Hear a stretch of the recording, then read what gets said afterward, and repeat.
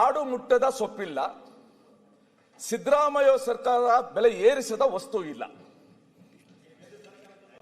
ತಾಳಪ್ಪ, ನನ್ನ ಕೆಲಸ ನಾನು ಮಾಡ್ತೀನಿ. ಈಗ ಹಾಲಿನ ದರ ಏರಿಕೆ ಆಗಿದೆಯಲ್ಲಪ್ಪ. ಜನನ ಮರಣ ಪ್ರಮಾಣ ಪತ್ರದ ಬೆಲೆ, ವಿದ್ಯುತ್ ದರ ಏರಿಕೆ, ಕುಡಿಯುವ ದರದ ಏರಿಕೆ, ಕುಡಿಯುವ ನೀರು, ಬಿಬಿಎಂಪಿ ಕಸ ಶುಲ್ಕದ ಏರಿಕೆ, ಬೆಂಗಳೂರಿನಲ್ಲಿ ವಸತಿ ವಾಣಿಜ್ಯ ಕಟ್ಟಡಗಳಿಗೆ ಹೊಸ ದರ, ಬಸ್ ಟಿಕೆಟ್ ದರ, ಬಿಡಿಎ ಆಸ್ತಿ ತೆರಿಗೆ, ಡೀಸೆಲ್ ಸೆಸ್, ಅವರ ಅವಧಿಯಲ್ಲಿ ರಿಜಿಸ್ಟ್ರೇಷನ್ ಸೆಸ್, ಅಫಿಡವಿಟ್ ಬೆಲೆ, ಲಿಫ್ಟು, ಟ್ರಾನ್ಸ್ಫಾರ್ಮರ್, ಜನರೇಟರ್ ಅದಕ್ಕೆ ಪರಿಶೀಲನಾ ಶುಲ್ಕ, ರೈತರ ಹೊಸ ಕೊಳವೆ ಬಾವಿ ಶುಲ್ಕ, ಐಪಿ ಸೆಟ್, ಇನ್ ಬಿಡಿ ಲಾಲ್ಬಾಗ್ ಪ್ರವೇಶಾಧಾರ ಇರ್ಬೋದು, ಬಿಬಿಎಂಪಿ ಇರ್ಬೋದು, ಕೊನೆ PhD ಪರೀಕ್ಷೆ ದರನ್ನು ಕೂಡ ಬಿಟ್ಟಿಲ್ಲ. ಇದನ್ನ ಬೆಲೆ ಏರಿಕೆ ಅಂತೂ ಮಾಡಿದ್ದೀರಾ.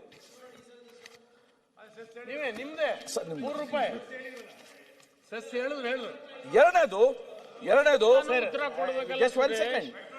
my only request to senior member is, ಇವೆಲ್ಲಾನು ಓಕೆ ಒಪ್ಕೊಂತೀವಿ. ಕನ್ಸ್ಯೂಮರ್ ಪ್ರೈಸ್ ಇಂಡೆಕ್ಸ್ ಯಾರ್ ಕಂಟ್ರೋಲ್ ಅಲ್ಲಿ ಇದೆ? ಪೆಟ್ರೋಲ್ ಡೀಸೆಲ್ ದರ ಯಾರ್ ಕಂಟ್ರೋಲ್ ಅಲ್ಲಿ ಇದೆ? ಗೋಲ್ಡ್ ರೇಟು ಯಾರ್ ಕಂಟ್ರೋಲ್ ಅಲ್ಲಿ ಇದೆ? ಬೆಳ್ಳಿ ರೋಡ್ ಯಾರ್ ಕಂಟ್ರೋಲ್ ಅಲ್ಲಿ ಇದೆ? ನಮ್ಮ ಡಾಲರ್ ಮತ್ತೆ ರುಪಿ ವ್ಯತ್ಯಾಸ ಯಾರ್ ಕಂಟ್ರೋಲ್ ಅಲ್ಲಿ ಇದೆ? ಅರ್ಧ ಅಷ್ಟೇ ಮಾತ್ರ ಕತೆ ಹೇಳೋದಲ್ಲ, ಪೂರ್ತಿ ಕತೆ ಹೇಳ್ಬೇಕು. ಈಗ ಉದಾಹರಣೆ ಕೊಡ್ತೀನಿ. ತೊಗರಿದೆ ಇಲ್ಲ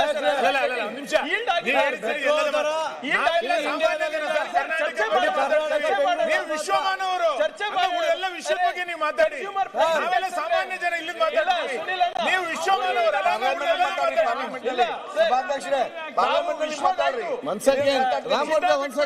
ಸುರೇಶ್ ಕುಮಾರ್ ಅವರೇ ಒಂದ್ ನಿಮಿಷ ಇಲ್ಲ ಅಧ್ಯಕ್ಷರೇ, ನಂದೇನು ಬೆಳ್ಳಿ ಚಿನ್ನ ಬಿಟ್ಬಿಡೋಣ, ಆಯ್ತು ಬಿಡಿ. ಕನ್ಸ್ಯೂಮರ್ ಪ್ರೈಸ್ ಇಂಡೆಕ್ಸ್ ಯಾರಿಗೆ ಸರ್? ಯಾರು ತೊಗರಿ ತಗೋತಾರೆ? ಸುರೇಶ್ ಕುಮಾರ್ ಮಾತನಾಡೋದು ಸರ್ಕಾರ ಏನು ಏರಿಕೆ ಮಾಡಿದೆ ಸಾಮಾನ್ಯ ಜನರಿಗೆ ಅರ್ಥ, ಇದು ಏನು ಸಾಮಾನ್ಯ ಕುಮಾರ್ ಅವರು ಹೇಳಿದ್ದು ನಿಮ್ಮ ಸರ್ಕಾರ ಏನ್ ಜಾಸ್ತಿ ಮಾಡಿದೆ ಅದನ್ನು ಮಾತ್ರ ಇಲ್ಲ.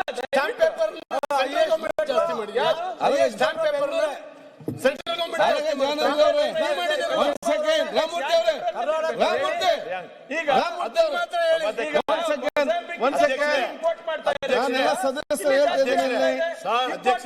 ಪೆಟ್ರೋಲ್ ಡೀಸೆಲ್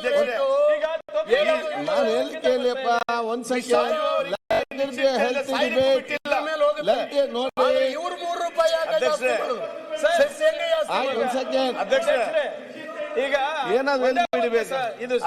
ನೀವೇ ಹೇಳ್ತಾ ಇದ್ರಿ ರಷ್ಯಾದಿಂದ ಕಚ್ಚಾ ತೈಲು ಸಸ್ತಾಗಿ ಸಿಗ್ತಾ ಇದೆ ಅಂತ. ಬೆನಿಫಿಟ್ ಶುಡ್ ಬಿ ಅದ್ ಮಾಡ್ತಾ ಇದ್ದಾರೆ ಇಲ್ಲ. 100 ರೂಪಾಯಿಗಿಂತ ಜಾಸ್ತಿ ಪ್ರತಿ ಲೀಟರ್. ಈಗ ಬೇಸ್ಡ್ ಆನ್ ದಟ್ ನೀವು ಕಮ್ಮಿ ಮಾಡಿ ಆಟೋಮೆಟಿಕ್ ಕಮ್ಮಿ ಆಗುತ್ತೆ.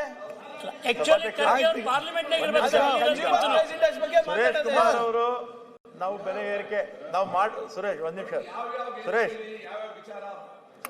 ಅನ್ನೋದು ಕೂಡ ಒಂದಿದೆ ಅಲ್ಲ ಅಧ್ಯಕ್ಷ. ಈಗ ಅದನ್ನ ನಾವು ಎಲ್ಲಿ ಬೇಕೋ ಅದನ್ನ ಮಾಡ್ತೀವಿ. ನಾವು ಬೆಲೆ ಏರಿಕೆ ಮಾಡಿದ್ದೀನಿ ನಾವು ಏನ್ ಬೆಲೆ ಏರಿಕೆ ಮಾಡಿದೀವಿ ಹೇಳ್ತೀನಿ ಇವಾಗ ನಾನು.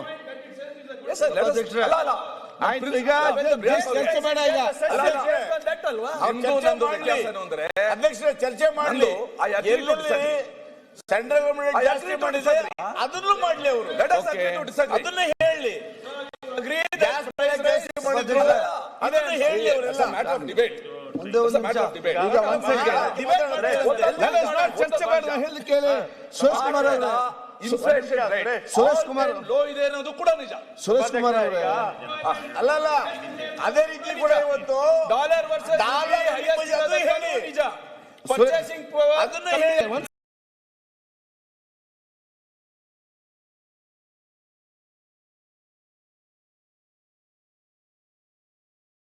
ಸೆಕೆಂಡ್ ನೋಡಪ್ಪ, ಒನ್ ಸೆಕೆಂಡ್.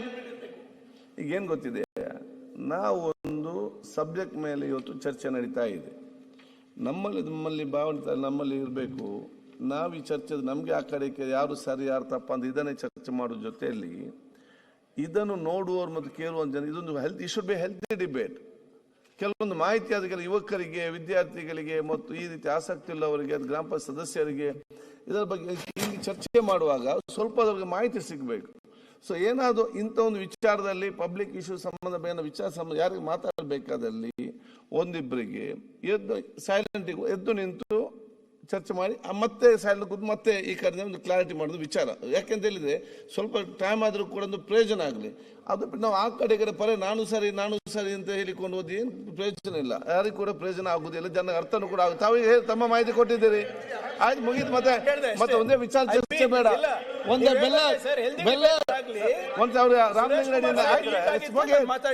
ಬೆಲ್ಲದವರೇ ಸುರೇಶ್ ಕುಮಾರ್ ಅವರು ಹೇಳಿದ ಇಲ್ಲ, ನಾವೇನ್ ಬೆಲೆ ಜಾಸ್ತಿ ಮಾಡಿದ್ದೇವೋ ಅದನ್ನ ಹೇಳಿದ್ದಾರೆ, ಅದರಲ್ಲೇನು ಎರಡನೇ ಮಾತಿಲ್ಲ.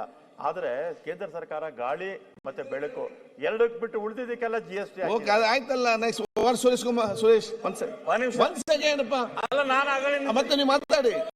ಯಾರಾಗ್ತಾರೆ ಎಂಎಲ್ಎ ಅಭ್ಯರ್ಥಿ 2028 ಶೀಘ್ರದಲ್ಲೇ.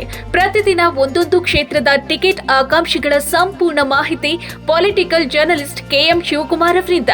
ಕರ್ನಾಟಕದ ನಂಬರ್ 1 ಡಿಜಿಟಲ್ ಮೀಡಿಯಾ ನಿಮ್ಮ ನೆಚ್ಚಿನ ಕರ್ನಾಟಕ ಟಿವಿಯಲ್ಲಿ ಮಾತ್ರ. ನೀವು ಸಣ್ಣ ಆಗ್ಬೇಕಲ್ವಾ? ಅದು ಒಂದು ಉತ್ತಮ ಆಹಾರದಿಂದ ಸಣ್ಣ ಆಗ್ಬೇಕಲ್ವಾ? ಪ್ರತಿದಿನ ನಮ್ಮ ಜೀನಿ ಸ್ಲಿಮ್ ನ ಯೂಸ್ ಮಾಡಿ ಯಾವುದೇ ಸೈಡ್ ಎಫೆಕ್ಟ್ ಇಲ್ದಂಗೆ ನೀವು ಸಣ್ಣ ಆಗ್ತೀರಾ.